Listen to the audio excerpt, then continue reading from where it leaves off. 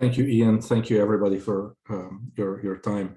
I just wanted to take 1 minute to thank you for the great work you've been doing in Grey Bruce and taking care of the residents, taking care of your staff, and by proxy, the community. I can repeat it many times. I wouldn't do it justice. Your work is saving lives any day on any year. But during the pandemic, it has been instrumental to ensure the safety of the most vulnerable of us. So thank you for that. I'll turn it back to you, Ian. Thank you. Thank you so much. So we will jump right into our first presentation. So I forgot to mention Adele Kultur as well. She is another infection prevention and control professional here at the Public Health Unit. Her and Paige will be kicking off our presentations to talk specifically about infection prevention and control. I'll pass it to you now, Adele and Paige. Perfect, thank you. I'm just going to share my screen.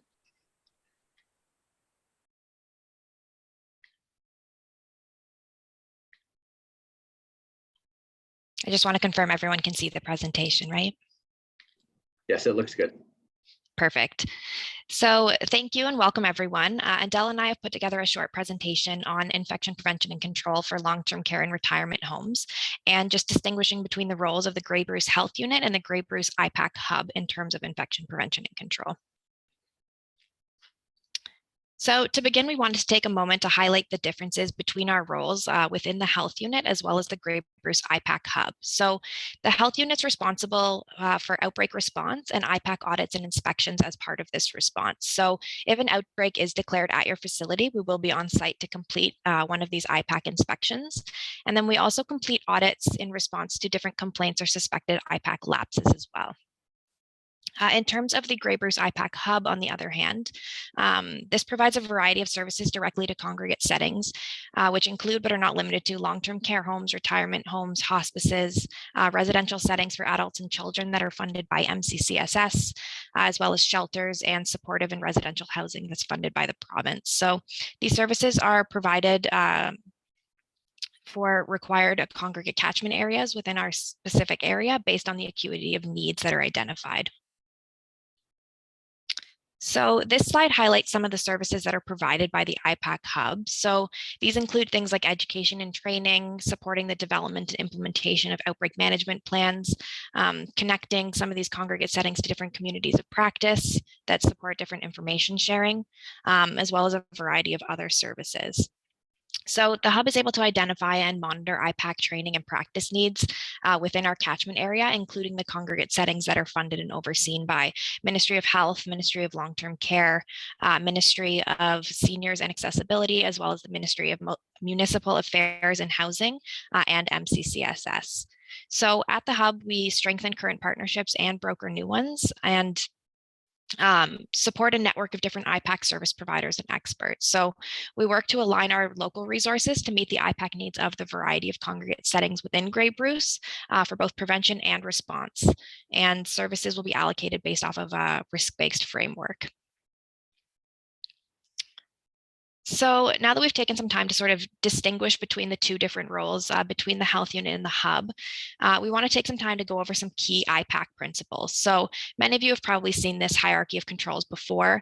It highlights the range of different control measures that can be used, with some being more effective than others. So as you can see, the most effective control measure would be eliminating a hazard altogether, while PPE would be lower down and considered the least effective sort of control measure. So regular and ongoing assessments of health and safety measures, IPAC checklists and auditing different processes can help identify gaps or issues in some of these control measures so that they can be addressed. So completing preparation and reviewing some of these things in advance. So this could be like reviewing isolation protocols, having enough signage for donning and doffing and the different precautions, as well as having a good PPE supply or running through some different mock situations that you may experience in advance can be beneficial if you do end up, for example, in an outbreak situation that requires all of these things to be in place. So we wanted to touch on some screening and surveillance. So screening can be completed by anyone within your facility who's trained to do so, but the training is important to ensure that all of the steps of the screening process are being followed. So screeners, when they're completing their screening responsibilities, should complete a point of care risk assessment to determine what PPE would be required based off of the interactions that they're having. So this could be considering if they're behind a barrier such as plexiglass, making sure that they have a medical mask and eye protection as directed by ministry guidance. And then without that barrier, a medical mask, eye protection, which they're able to clean and disinfect when it's visibly soiled, wet, or damaged, or changing it if it's not a reusable eye protection, having gloves or gowns based on their point of care risk assessment, and then as well changing these between interaction if they are interacting with someone who's being screened. So anyone who enters a home, so this could be healthcare workers, staff, essential visitors, general visitors, or residents who are returning from going somewhere off-site, with the exception of first responders, should be actively screened for signs and symptoms and exposure to COVID-19 every time they enter the building. So this can be done using that COVID-19 screening tool for long-term care and retirement homes. And it should be done 24 hours a day, 7 days a week for this screening. In terms of surveillance testing or that routine testing of asymptomatic individuals, this should be completed in accordance with the ministry's directive. So appropriate PPE should be worn when doing this screening and this surveillance testing, and there should be some consideration to the location of the surveillance screening that's taking place. So ideally somewhere where it's away from other activities. There's ideally a separate area, capacity limits to the area if it's a smaller room, things like that. So hand hygiene is one of those most important IPAC tools that we have at our disposal. So there's typically two methods, as I'm sure you're all aware. There's soap and water or alcohol-based hand rub. So soap and water is typically preferred when hands are visibly soiled, and then alcohol-based hand rub is preferred when the hands are not visibly soiled. So one of the points we wanted to touch on is making sure that there's enough alcohol-based hand rub available throughout a facility for easy access. So it should be available at all points of care and in all common areas as well. And it should be easily accessible for both staff and residents to be able to clean their hands. So we wanted to just re-emphasize the 4 moments for hand hygiene. So these would be before initial resident or resident environment contact, before aseptic procedures, before or after, apologies, any body fluid exposure risk, and then after any contact with a resident or a resident's environment. So making sure to keep in mind all of that different 4 steps. And then we also just want to take a moment to emphasize that glove use does not replace the need for appropriate hand hygiene. So hands should always be cleaned before putting on a new pair of gloves and after taking off a pair of gloves. And alcohol-based hand rub should not be used in gloved hands. So the next sort of IPAC topic we wanted to discuss is PPE. So PPE is required based on routine practices, additional precautions, and a point of care risk assessment. So routine precautions make the assumption that everyone may carry harmful microorganisms regardless of their isolation status. So they're used all of the time. And these include things like hand hygiene, PPE when used appropriately and when needed, cleaning and disinfecting of different shared equipment, and then environmental cleaning. Additional precautions, on the other hand, are used in addition to those routine practices, and it depends on what the suspected transmission is. So they can include droplet contact, airborne, or a combination of these. So for COVID-19 specifically, droplet contact precautions are what are used when an individual is suspected or confirmed to have COVID-19. So given the uncertainty around the Omicron variant, Public Health Ontario has released interim IPAC recommendations for the use of PPE for the care of individuals with suspect or confirmed COVID-19. And this outlines the use of N95s for direct care of individuals with suspected or confirmed COVID-19. And ideally, these masks should be fit tested as well.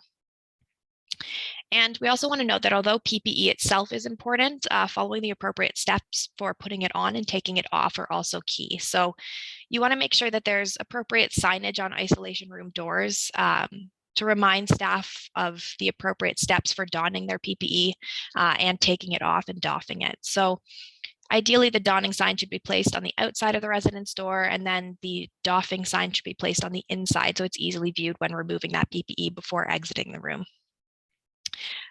Homes should also consider completing a burn rate calculator in order to determine the appropriateness of their PPE supply in an outbreak situation. So this is recommended so homes don't end up in a situation where they're running low on their PPE if they end up going into an outbreak, for example, where it's used up at a quicker rate. And the last thing we want to touch on in terms of PPE is looking at those isolation carts. So when an individual is placed under droplet contact precautions, the isolation carts should be available for each room. So these carts are stocked with all of the appropriate PPE that would be required before entering the room, along with alcohol-based hand rub and disinfectant wipes, which can be used to disinfect reusable eye protection if that's what's being used within the facility. So it's important that they're fully stocked and available at all times, and that the required PPE is stored in a way that keeps it dry and clean. So making sure that that's taken into consideration as well. And then finally, any laundry or garbage for the disposal of that used PPE should be stored just inside the exit of the residence room. So wherever possible, the PPE is removed, hand hygiene performed at the exit of the room. So making sure there's that alcohol-based hand rub as well.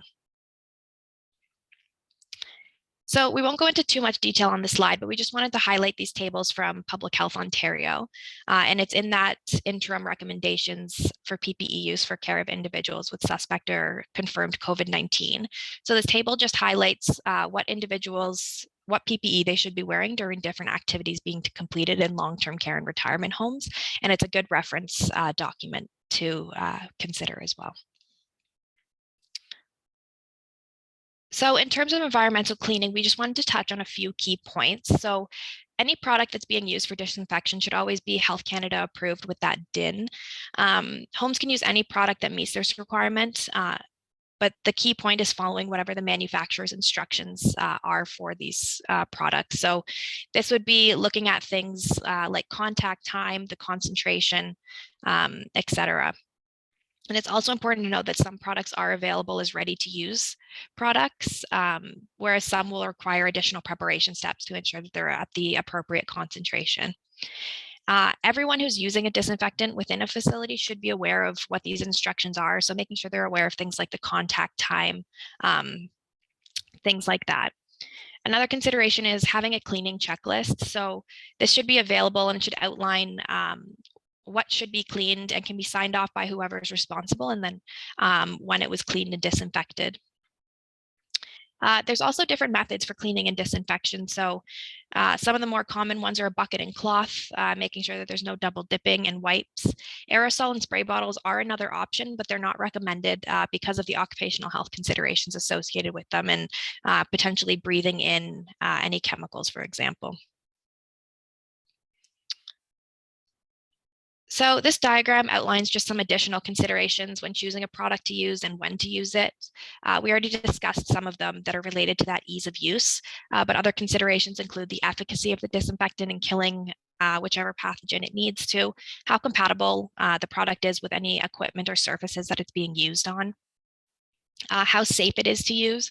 So looking at things like skin or respiratory irritants for staff that could be using it, flammability, if it's food safe, if it's being used in a kitchen, for example, and any PPE requirements that would be necessary when using the products. A final consideration is the cost and the environmental impact of the product, thinking about whether it's biodegradable or safe for the environment, for example.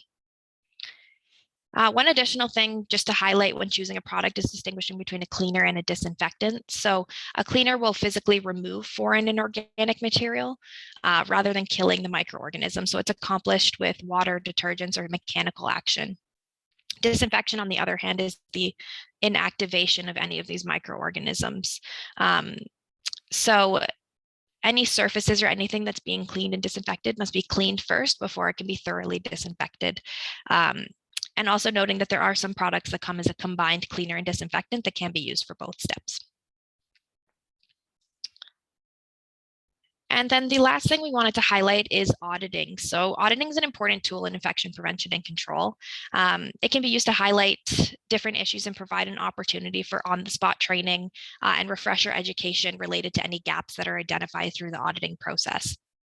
So auditing can be done for things like hand hygiene, environmental cleaning, PPE use, which can include the appropriate PPE use. So things like making sure that a mask is covering the nose, mouth, and chin at all times, making sure that gowns are tied when they're put on, changing gloves when appropriate, things like that.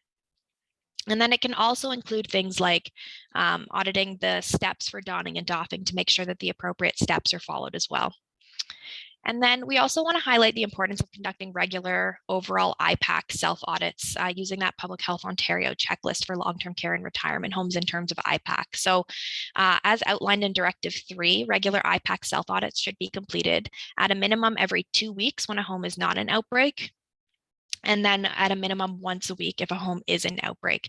And this is just to identify and address any gaps in IPAC practices. So homes should be following the Ministry of Health's COVID-19 guidance, long-term care and retirement homes for public health units, the most current version for detailed requirements and information related to those IPAC audits. So that's it in terms of our presentation. Perfect. Thank you so much, Paige. That was a really good, concise presentation. And what I ask participants is, if you do have any questions, to feel free to enter them in the chat room. And what I'll do is I'll be focused on that and ensure that we get that question answered as soon as we can, as long as the presentation is not taking place. So we'll be happy to take on any questions, as well as we will have should have time at the end of this presentation to provide some time for question and answers as well. So without holding this up any longer, what I'll do is pass it over to Jillian Jordan, who will speak about infectious disease and case management specific to retirement and long-term care homes. So without further ado, Jillian, I'll pass it to you, and feel free to share your screen. Great. So given the amount of changes we've seen in guidance here recently, we thought it'd be good to take a few moments to overview where the current case and contact management guidance for COVID-19 sits, as well as how that flows into outbreak management for long-term care and retirement homes. So just to start off, I wanted to flag some key guiding documents that the presentation is pulled from, and those documents that we encourage you to be referencing frequently. Keep an eye on the release dates as well as version codes for all of these documents, because we do see the ministry change them quite frequently and suddenly. And though these are the documents we're sitting with today, we do anticipate some upcoming changes to key documents, including the COVID-19 guidance for long-term care, retirement homes, and public health, as well as just the integrated Omicron case contact management guidance. So compared to where we were back in December with case and contact management, there have been some pretty major changes to how cases are managed now. Major changes include prioritized testing for high-risk setting groups. So this includes staff, volunteers, residents, and essential care providers of our highest high-risk settings, so places like long-term care and retirement homes, as well as their household members. So by prioritizing this testing, the hope is that we'll be able to see those test results for our highest risk individuals faster without having them bogged down through the provincial laboratory system. So we have seen delays in turnaround time, though the last couple of days, the labs have noted that the backlogs from Christmas are cleared. So we should be seeing those quicker turnaround times again. What this means for basically the rest of the population is that for individuals in the community, if they're symptomatic or they test positive on a RAP test, so rapid antigen test, members of the public are essentially advised to assume they're most likely cases and to self-manage as such. So a symptomatic individual will isolate for 5 to 10 days, depending on their status. And their household members are advised to isolate alongside them while they're staying home. So just to clarify, if a household member is symptomatic and subsequent household members become symptomatic, that first person who's considered infectious and then cleared their isolation doesn't have to restart their isolation every time a new person becomes ill, but the well people will start their isolation alongside each new person that is ill in the household. So it can create a bit of a domino effect. Some important timelines around case management is really around isolation period. And there have been changes to this isolation period since our guidance from back in December. So for fully vaccinated individuals or children under 12, they're advised to isolate for 5 days and then observe a 5-day kind of cautious period. So from day 6 to 10, those cases are advised to wear appropriate PPE, avoid high-risk settings in immunocompromised individuals. And this direction does flow into our guidance for healthcare workers and highest high-risk settings.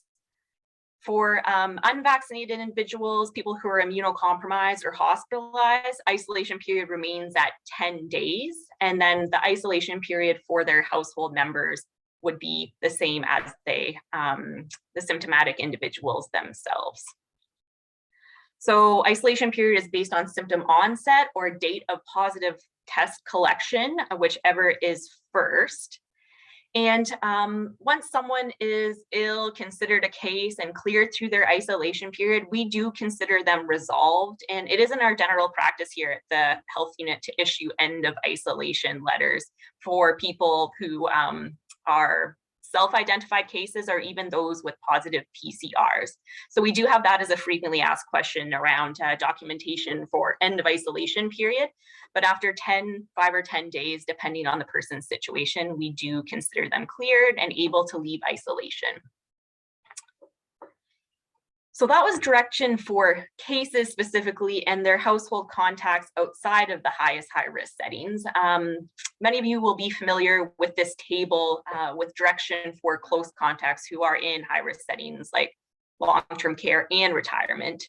So compared to general members of the public, the direction for highest risk setting workers or those who live there is more conservative than, like I said, just the general community.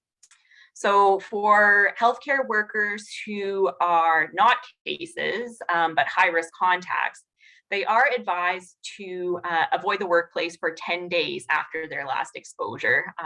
So that would either be an exposure within their household because of a positive or symptomatic household member, or even in the community if a close contact situation occurs. So close contact usually being prolonged, close, and unprotected contact with someone who's a positive case.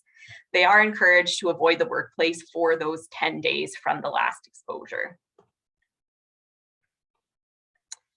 So taking it back to how we're doing case management or case investigations here right now, after a big surge in December and into January, where we're seeing huge amounts of cases per day, where we're having to refer someone to our virtual assistant for case investigations, we are resuming calling all new reported confirmed cases, so those cases with positive PCRs that are over 16 years of age. Those who are younger or clearly travel related are referred still onto their virtual assessment. So cases will get notified of a positive test result, but if we're sure that they're outside of a high risk setting, we're not doing in-depth case investigation.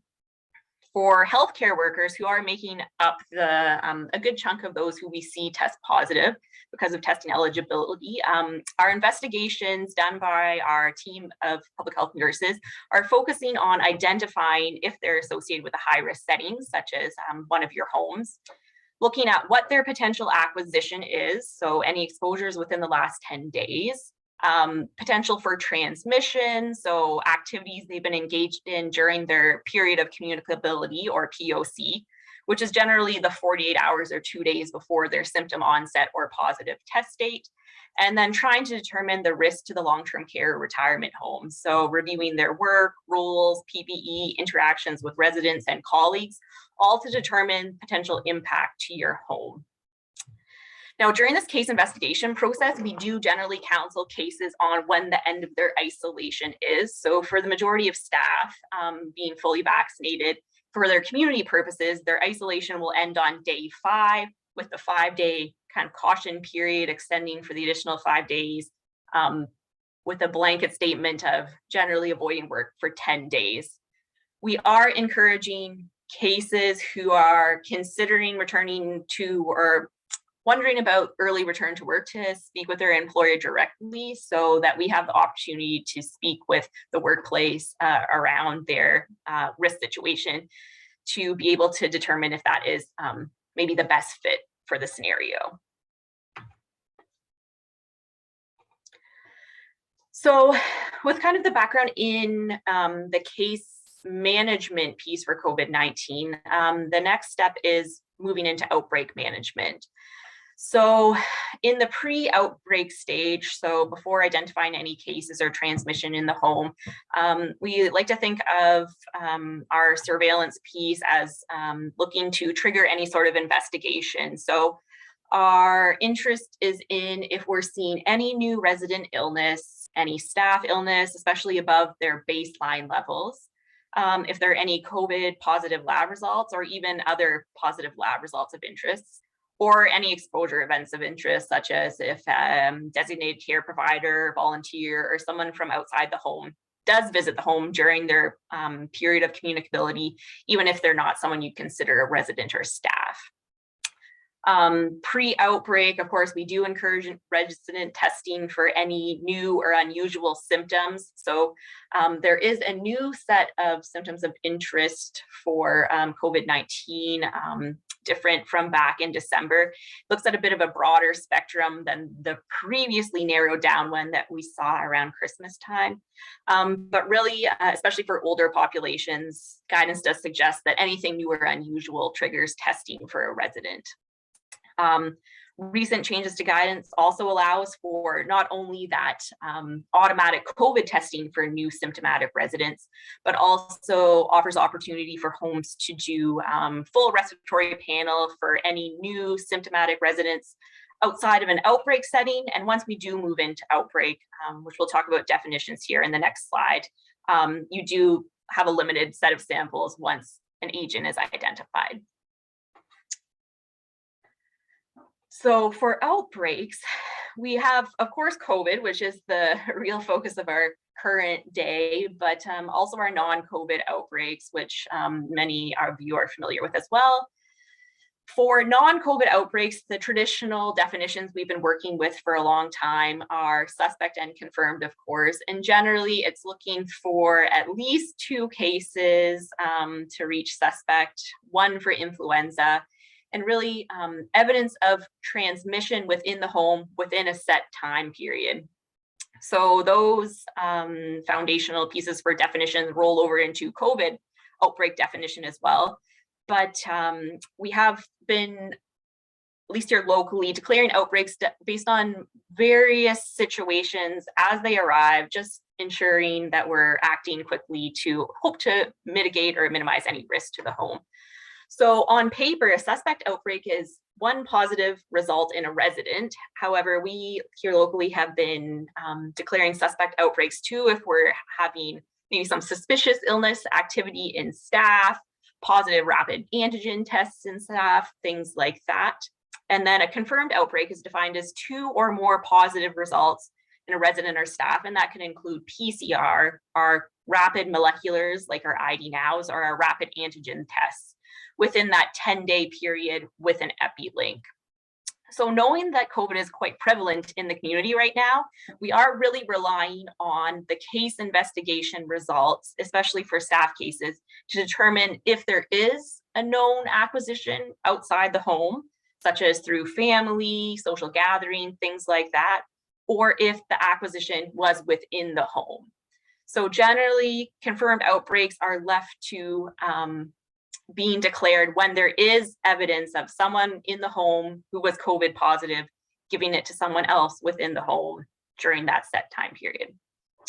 But guidance does suggest that public health declares outbreaks, whether suspect or confirmed, based on our own risk assessment and determination. So as we see new situations arrive in the face of COVID, we have been declaring outbreaks based on different scenarios in order to get those outbreak measures underway.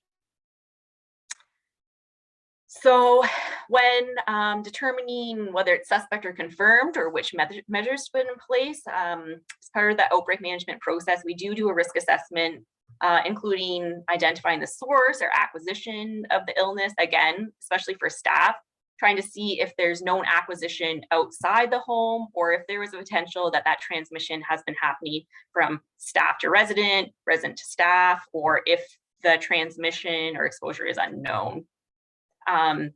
We also try to pinpoint a specific area in which the outbreak is taking place. So is it limited to a floor, ward, or unit? We've also seen kind of mini outbreaks within shifts or departments in long-term care homes. Generally, they seem to be limited to a cohort when things go well, or again, if the kind of scope of the outbreak is unknown. Then identifying high-risk contacts, again, known, can we pinpoint who has been with who and when, or is that unknown?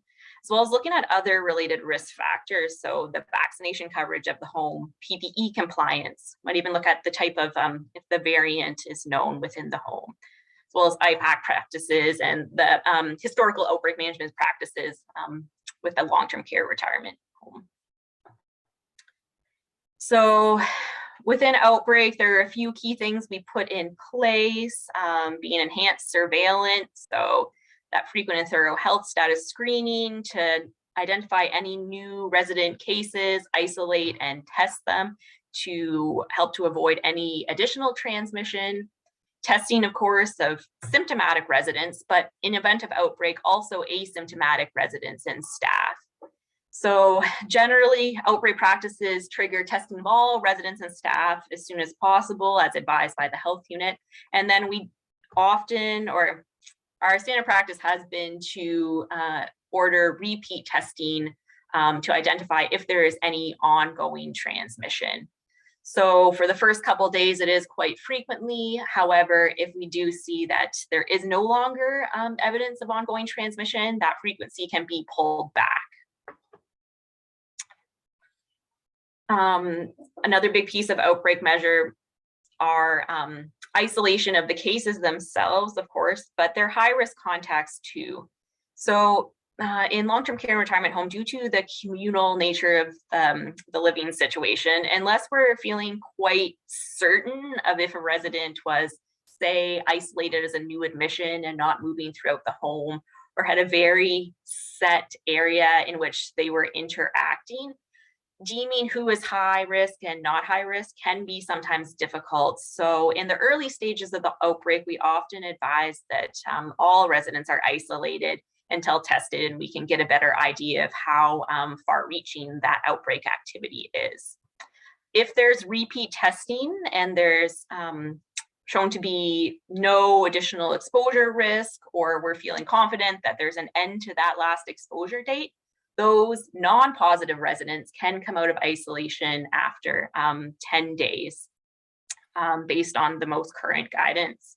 However, if we're feeling like exposure or transmission might be ongoing, we may extend that isolation date just to try and keep those residents who had not yet acquired an infection negative. So staff as high-risk contacts, they generally not be considered high risk if they're wearing appropriate PPE, such as in the care setting, though we do see staff-to-staff transmission, especially in some maybe non-care setting areas like staff rooms, carpoolings, things like that. So in those cases, we may also apply that high-risk designation to those pinpointed staff members. So during an outbreak, especially if we have staff with those highest risk exposures, we may be directing further isolation. And we do know that staffing shortages just in general through positive cases and the time they need to isolate or isolating high risk contact can have impact to your homes. So we do encourage everyone, whether it be having staff work between two outbreak homes, coming back to work early as a case or high risk contact if necessary, or even some of the other pieces outside of return to work, but considering admissions during outbreaks, things like that, is that we just look to do the lowest risk option possible. So if we don't have to do something risky, why would we? And if we do get to a point where the situation is critical, then working our way through the risk spectrum to choose the lowest risk option in order to keep things going. So the Omicron surge management of critical staffing shortages in high-risk settings document offers like a spectrum of risk return to work guidance, but we do ask that when you're finding yourself in this spot that you're looking to choose something that could potentially be introducing risk into the home, that you chat with your ID team member just to entertain other options, throw around some ideas, and just make sure what you're choosing is the best fit that it can be. And then just to wrap things up, so as we've been working through our outbreak management, eventually as things become under control, we'll be looking to declare the outbreak over. Big change in guidance recently has been finally adopting 10 days as the outbreak declaration time frame versus 14. And we're really looking to see that a home has gone that full incubation period since their last case. So whether it be the 10 days since the date of self-isolation of the last resident case, the date of illness, onset of the last resident, or the date of the last shift a staff case would have worked.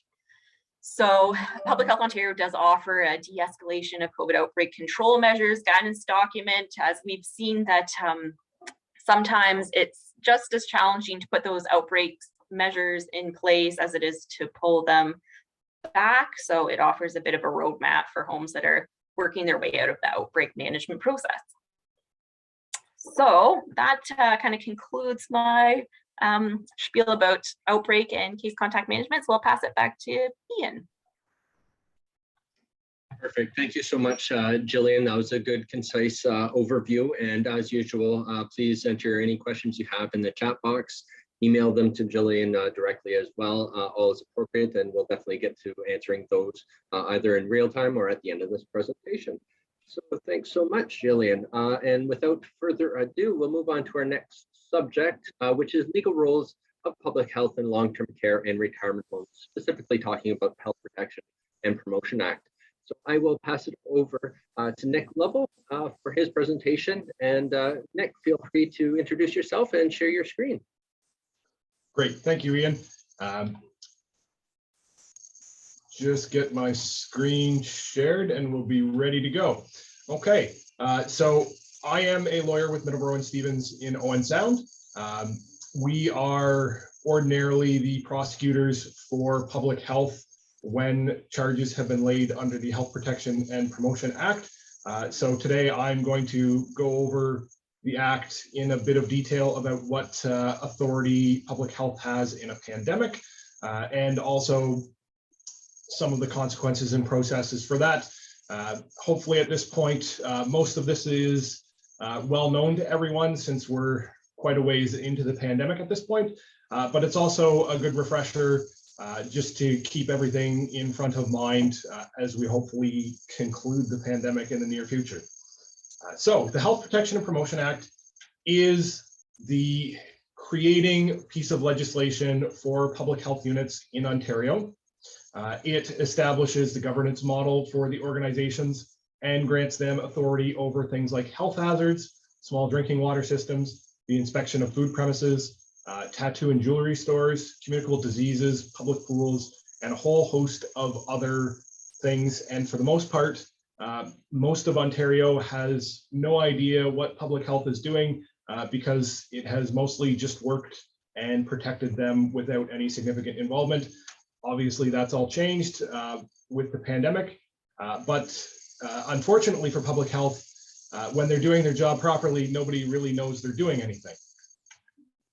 So the hierarchy of authority for health units in Ontario is first the Chief Medical Officer of Health, then the regional boards of health, then the medical officer of health for the particular health unit, and then the public health unit itself will have its own internal hierarchy of employees, managers, directors, all the way down the line.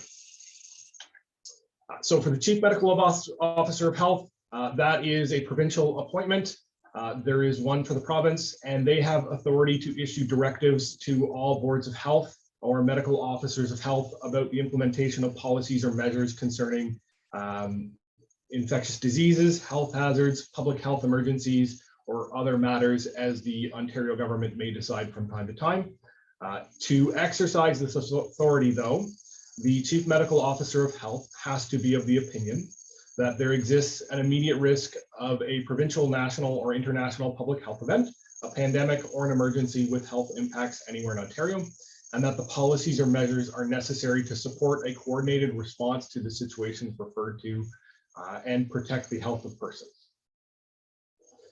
Where these situations exist and a Chief Medical Officer of Health has issued a directive or policy, a Board of Health or a Medical Officer of Health that is served with that directive must comply with it. From there, we have the individual boards of health. For our region, that is for Grey and Bruce as one joint board, and they exist for the areas specified for each one, so each is assigned a geographic area. They are responsible for overseeing the financing, such as banking and auditing of public health, appointment of officers, ensuring that the health unit carries out its defined obligations under the Act, and appointing a medical officer of health. For that appointment, there are criteria for the medical officer of health. They have to be a physician. They have to possess any qualifications and requirements prescribed by the Ontario government.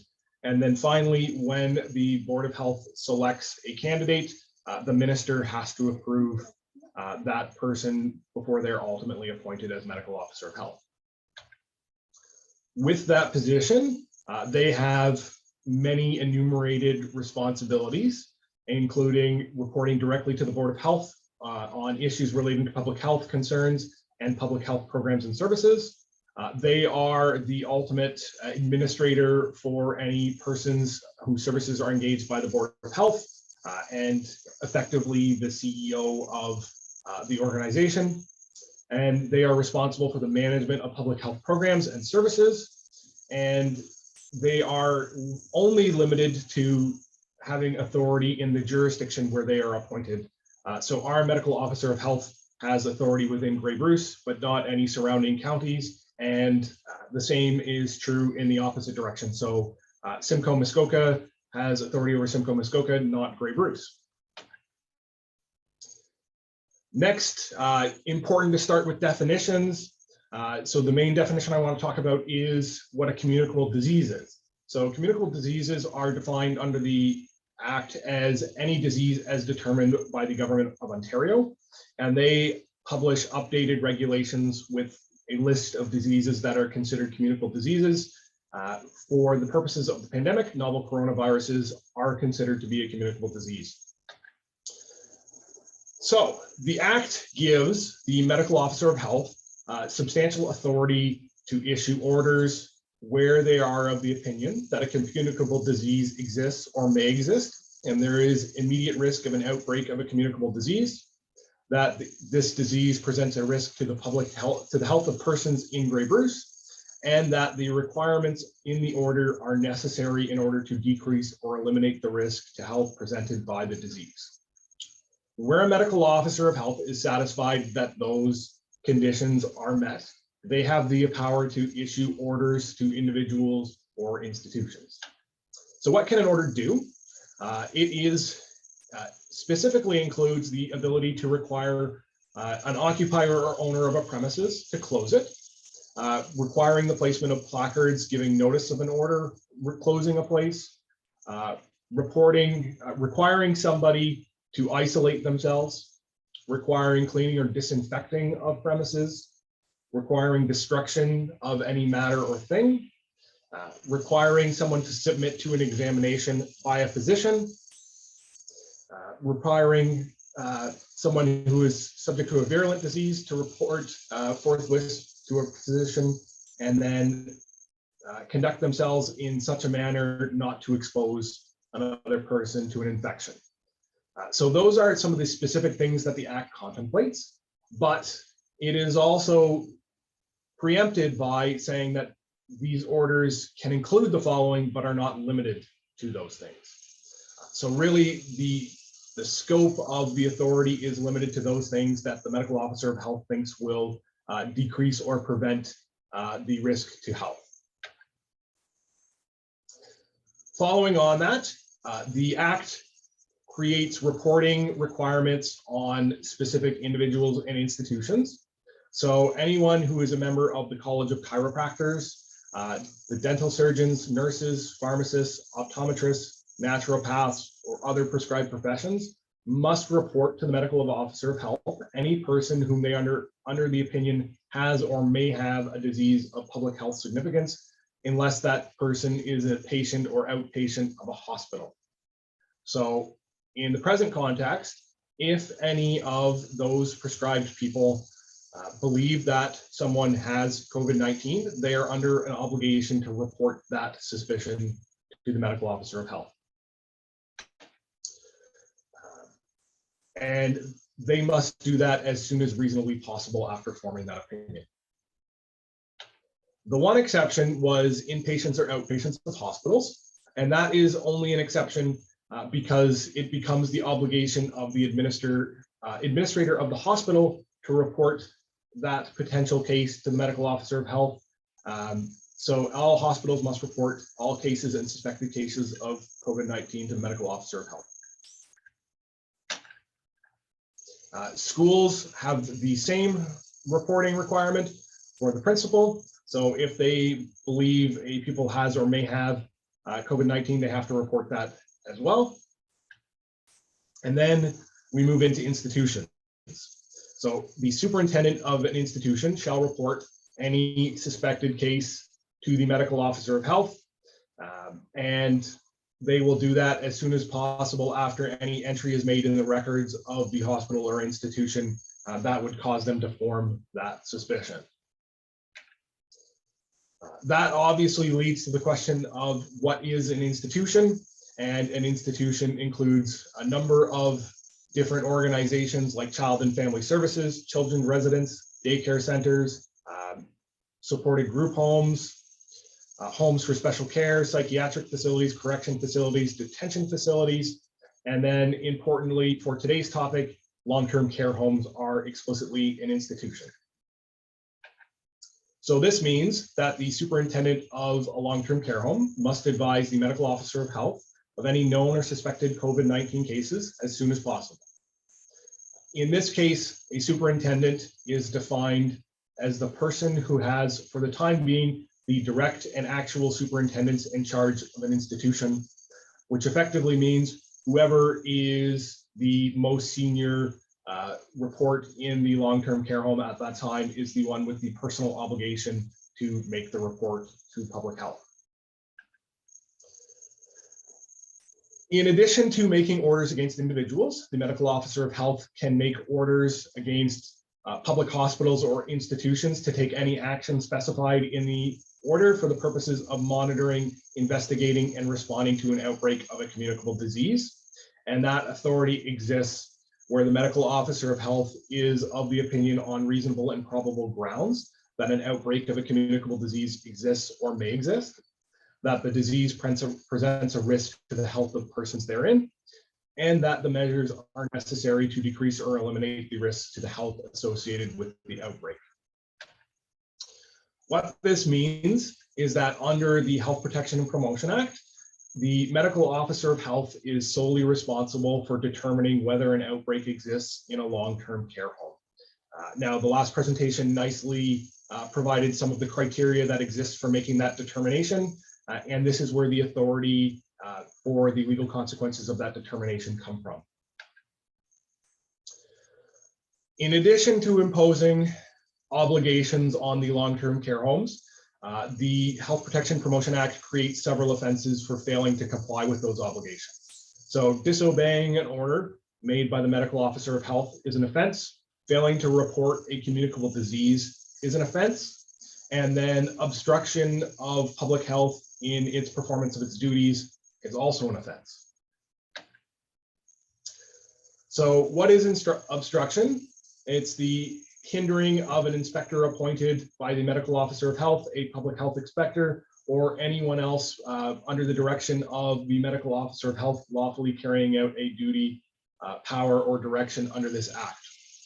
Where that occurs, in addition to the offense, public health can obtain a warrant from the court compelling cooperation, where an inspector appointed or somebody acting under public health's authority has been denied entry to a premise, has been instructed to leave, has been obstructed, or has been refused production of anything or plant or animal related to an examination, investigation, test, or inquiry. When a warrant is obtained, they can compel, where there's reasonable and probable grounds for believing it is necessary, to enter into and have access to, through or over any premises, to make examinations, investigations, tests, and inquiries, and to take or remove samples, copies, or extracts related to the examination, investigation, test, or inquiry, or to do any such things for the purposes of enforcement of any section of this act, or carry out any duty under the act. So ideally not the route to go, but there can be forced compliance with investigations and inspections.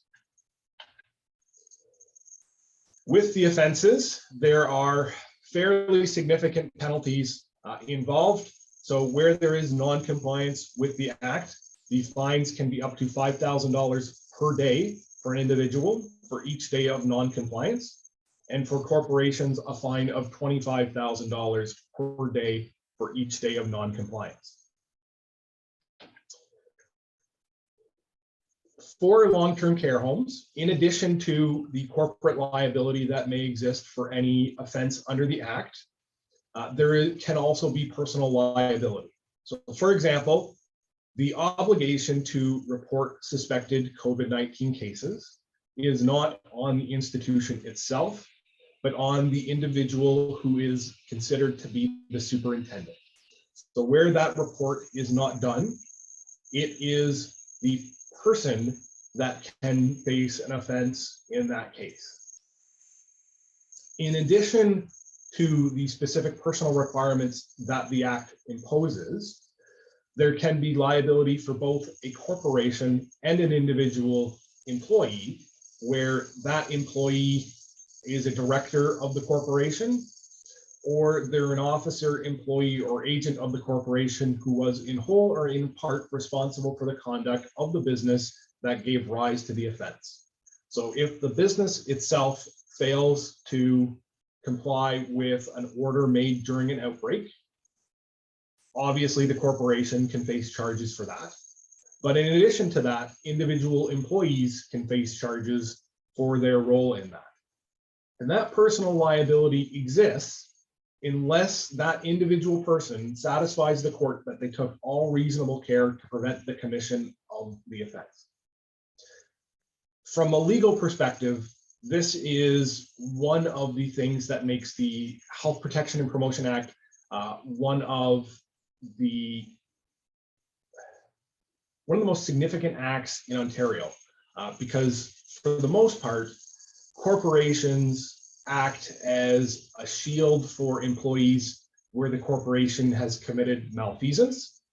And unless it can be proven the employee did something, or it's a specifically exempted action, there is no personal liability.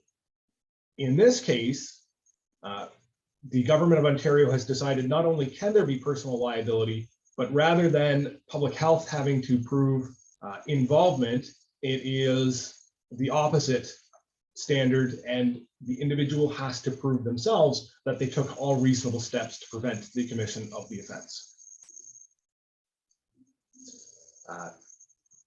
And those are all of the things under the Health Protection Promotion Act. I do want to touch quickly on something else, which is the Reopening Ontario Act. I don't have any slides for this, unfortunately. So the Reopening Ontario Act is the legislation that has been responsible for all of the lockdowns, the masking requirements in Ontario, and basically all of the very high level public health criteria. In that, and in the regulations, I'm sure you're aware of most of them, but there are a couple of interesting ones that I wanted to specifically talk about as well that apply. And they are that institutions and businesses have to follow the advice and recommendations of the medical officer of health, specifically to implement those things that they deem necessary for the reopening of the workplace. And that can include distancing, cleaning, disinfecting, screening of individuals.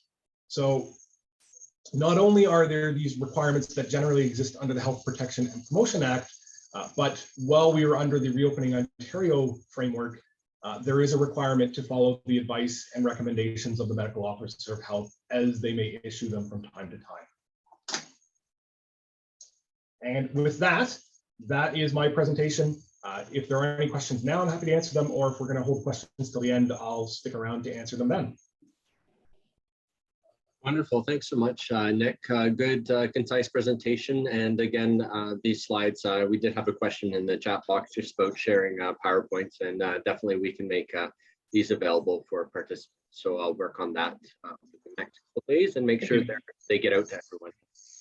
So just moving forward, if there's no current questions, we'll pass it on to Dr. Zayed, our Associate Medical Officer of Health, to talk specifically about vaccines in long-term care and retirement homes. I will pass it over to you, Dr. Zayed.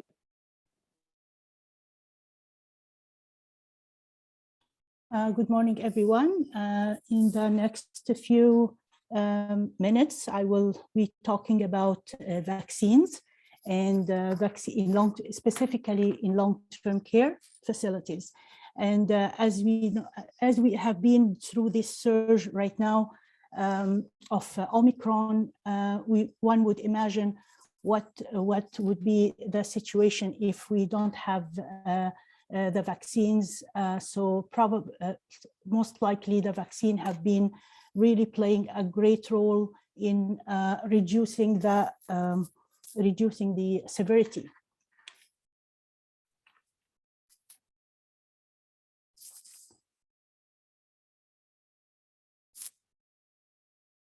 So the my main outline will be about the vaccine uptake percentage, administration, factors associated with vaccine hesitancy, and I will touch on vaccine and Omicron context and the impact of vaccine on the disease severity.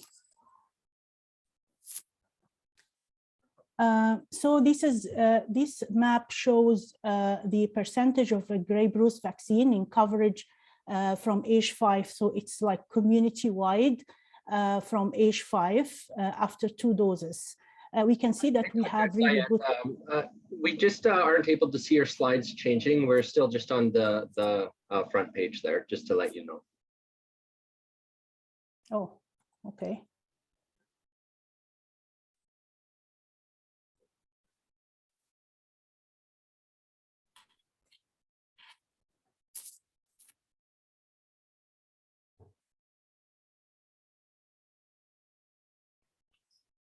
Can you see it change right now? Yeah, that worked when you changed there. Okay. So this is the vaccine. Can you see the map? Yes, we can. Okay, thank you. So the vaccine uptake in Grey Bruce community-wide from age 5 for 2 doses. We have been doing well in certain geographic areas, but still there were area of low coverage. And this is the same areas for the 3rd dose. We have been doing a lot of work for the last, in January, vaccinating more, providing 75,000 doses or more. There are still areas of low coverage as we see, and this is of course some role of public health of how we can increase this or improve this coverage. If we talk mainly about the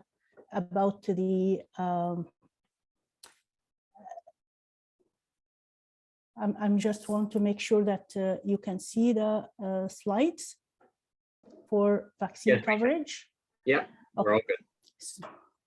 So if we can talk about the vaccine coverage for long-term care, This is one of the categories that we have been doing really well. We can see here for resident, of course, it's if you see this more than 100%, it means it doesn't mean that more than 100%, but it is just sometimes there are people who have been duplicated because of the residents, or they have been having two addresses. But overall, it has been really a very good coverage for the age from 60 to 80 plus. We see that there is in the long-term care staff, the average is less than, there is variance about the staff uptake, and there is less uptake in staff compared to residents. This is also how we are reporting our the dosage. So this is, for example, one example of how the third dose administration in long-term care is reported in our dashboard from the December, almost a month, from December 29 till January 23rd, where it is how many doses have been administered through the home, and we appreciate really the great role that the long-term care healthcare provider providing for independent vaccine administration. This is overall for the fourth dose, as we are going through administration now of fourth dose. They are now recommended for residents for long-term care, homes, licensed retirement home, elder care lodges, and older adults living in other congregate settings, providing assisted living and health services. It is important to prioritize these settings for both fourth doses for residents and third doses for staff, volunteers, contractors, students, visitors, support workers, and essential caregivers. The preferred use of Moderna Spikevax for this population. At that point, when we started this vaccine, but now both vaccines are available. There is no issue with availability. Independent administration by homes should be used as much as possible. Of course, we can support with the administration as well, if needed, through other delivery models. There are some questions that came with this fourth dose and the administration of boosters in general. Some of the questions are related to resident, the age below 70. So age in resident residing in eligible congregate setting. So resident in eligible congregate settings are recommended to receive Moderna vaccine with clinical discretion. If they are below 70, the clinician may use clinical discretion to identify the correct dosing for these individuals. Also, another question related to ALC or resident in transition, they may receive a dose if the facility they are in are able to administer the dose. Like this are the resident from in transition from hospital to long-term care. Resident who does not want to take mRNA vaccine and prefer to have a viral vector dose as their third or fourth dose. This might be identified or assessed on a case-by-case basis by public health unit. There is also the Janssen single dose, and whether this is can be administered. So the single dose is a primary series for this vaccine, and anything after the primary series is considered a third dose and subsequently a fourth dose. So if a resident receive a single dose of this vaccine, it will be considered a primary vaccine, and any subsequent dose will be booster doses. Other type of question also related to the vaccine administration is the minimum age of first dose. So the older adults are deemed to be 65, and the first dose booster can be administered to any resident resides in with older adults as per clinical discretion. Naturally occurring retirement communities included for rollout. So naturally occurring retirement communities is where there are some neighborhood where older adults are residing. So this is not considered as congregate setting for rolling out these vaccines. Will there be any change to the vaccine appointment booking? There is no change with this with first dose rolling out. This slide also shows a summary of the doses that are given as either first dose or second dose, third, or any booster later on. And we see for the categories of most of our long-term care facility residents, they require the booster dose 12 weeks or 84 days from primary series, and it is either Pfizer or Moderna full dose. Also from 30 to 69, it is the same interval for booster, and the Pfizer and Moderna in this case will be half dose. So that from 30 to 69, the same applies to 18 and 29 age group as well.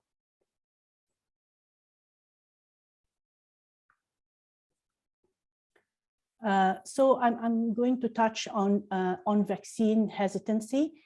So with regard to vaccine hesitancy, what does it mean? It is a delay in accepting or refusing vaccine despite the availability of vaccine services. So there is no problem in access, but there is delay or refusal. So there is some people who are on the fence, so they are just procrastinating or delaying taking the vaccine. And there are people who completely refusing to take the vaccine. Vaccines evoke concerns different from other health intervention because they are provided to or offered to people who are not basically sick. So it is a different intervention, and for some people it provokes some concern. With regard to the type of hesitancy or factors contributing to hesitancy, they are summarized under the 4C acronym: complacency, which is a lack of experience with vaccine preventable diseases. And this can be, we are seeing that more with COVID vaccine. Convenience, so access, time, and priority. This is something, of course, that can be mitigated and can be prevented, especially with public health, knowing about the coverage, geography areas. So we are really targeting low coverage area and trying to provide vaccine in different timing and prioritize so that we can address this convenience issue. Confidence, there is fear, past experience, feeling intimidated, or perceived risk and benefit, actual risk and benefit. Also, we are targeting this part to limit the hesitancy about or reduce the hesitancy with this part. And there is also the culture, so religious beliefs, social context, distrust of health system, or distrusting in government. So some of these factors are difficult to tackle or address, but we are trying always to find the more find the underlying hesitancy reason and try to address it specifically. And in the same time, the main concern would be the safety, which we follow science and follow guidance and providing or trying to translate information to the public with all the pros and cons, given that they have the freedom, of course, to choose. Some factors are really difficult to address or challenging. So in the end, it will be it's a personal choice. I will just have a few slides here about how this vaccine have been, and this is again evidence-based from the science table, how the vaccines have been really changing the landscape of the disease. So we can see here the protection against infection in vaccinated versus the unvaccinated. So this is there is 100%, almost 100% protection from ICU and hospitalization. And this is by infection, and this is in fully vaccinated individuals.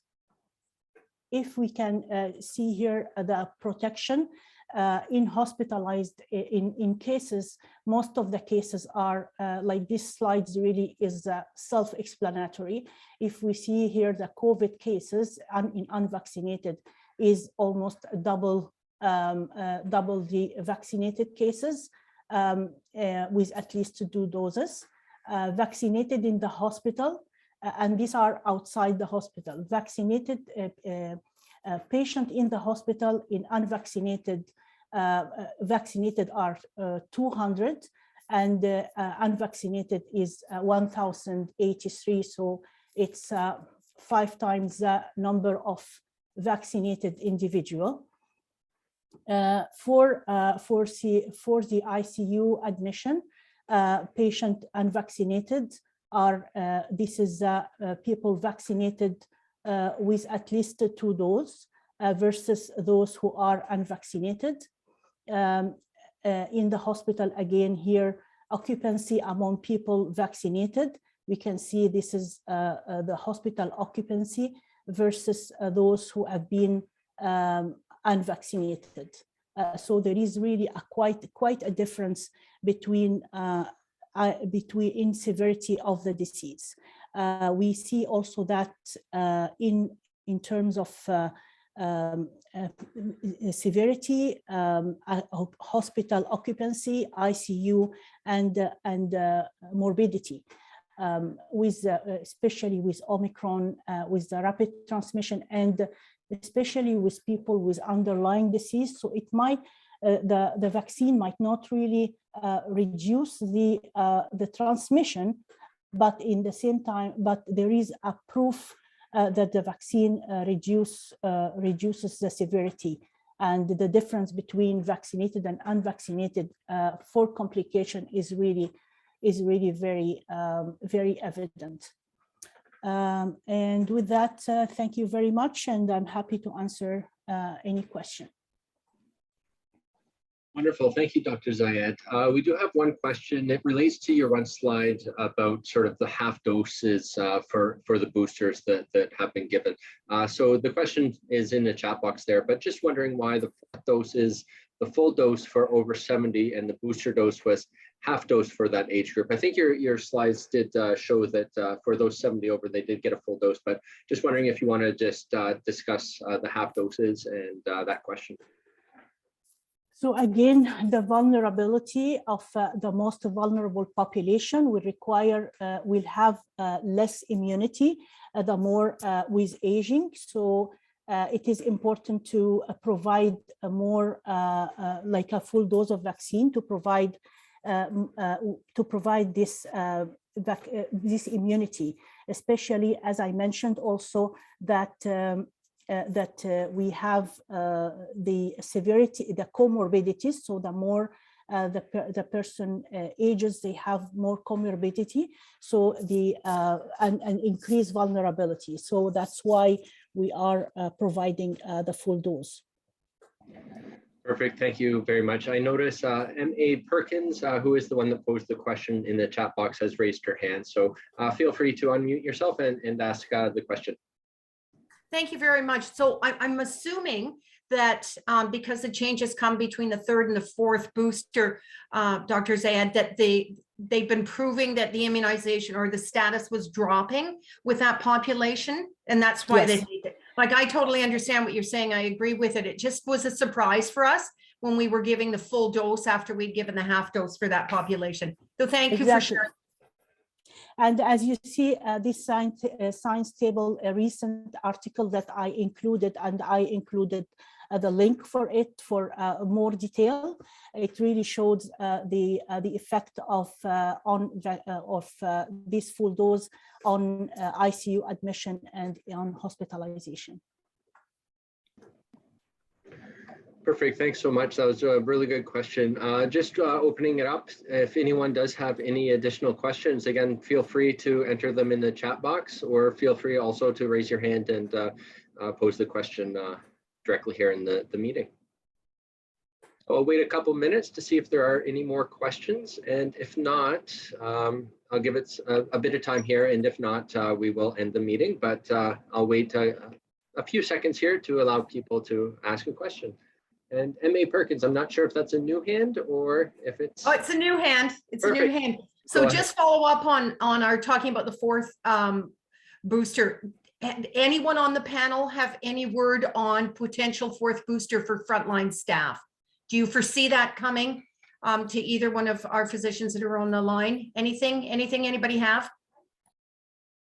As far as I know, it's the third dose for staff and fourth dose for long-term for the residents. But we don't have more information right now about the first dose for staff. Certainly, I can echo that. I have not heard any discussion from the ministry or the science table level. And if you look at the basics of immunization and vaccination, any booster dose would provide immunity for a period of time, and that time can be shorter because of age or because of immune compromising condition. But usually people with intact immune system or robust immune system would not have that waning of immunity immediately. So again, if there is any discussion of a fourth dose, I suspect it will be in the future, but at this point we have not received any.